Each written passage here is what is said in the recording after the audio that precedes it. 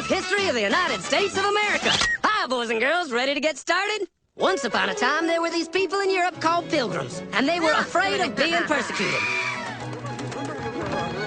So they all got in a boat and sailed to the New World where they wouldn't have to be scared ever again. Oh, I'm so relaxed. I feel so much safer. But as soon as they arrived, they were greeted by savages, and they got scared all over again.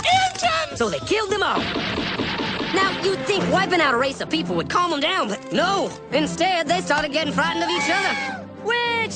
So they burned witches.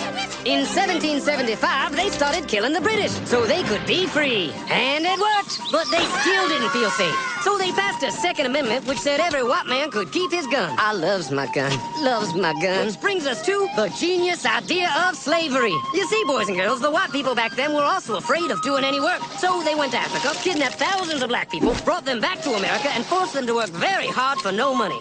And I don't mean no money like I work at Walmart and make no money. I mean $0. Nothing. Not a zip. Doing it that way made the USA the richest country in the world.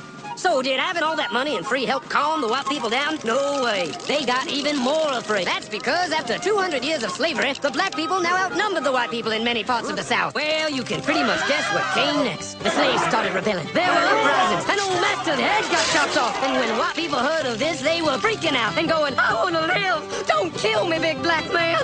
Well, just in the nick of time came Samuel Colt, who in 1836 invented the first weapon ever that could be fired over and over without having to reload. And all the southern whites were like, yeehaw! But it was too late. The North soon won the Civil War and the slaves were freed. Yep, they were free now to go chop all the old masters' heads off. And everybody was like, oh no, we're gonna die. But the freed slaves took no revenge. They just wanted to live in peace. But you couldn't convince the white people of this. So they formed the Ku Klux Klan. And in 1871, the same year the Klan became an illegal terrorist organization, another group was founded, the National Rifle Association. Soon politicians passed one of the first gun laws, making it illegal for any black person to own one.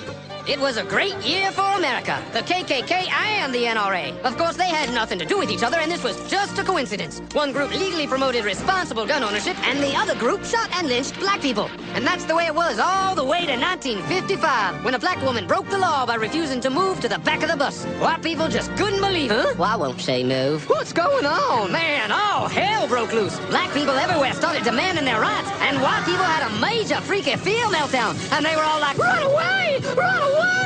And they did. They all ran fleeing to the suburbs where it was all white and safe and clean. And they went out and bought 250 million guns and put locks on the doors, alarms in the houses, and gates around the neighborhoods. And finally, they were all safe and secure and snug as a bug.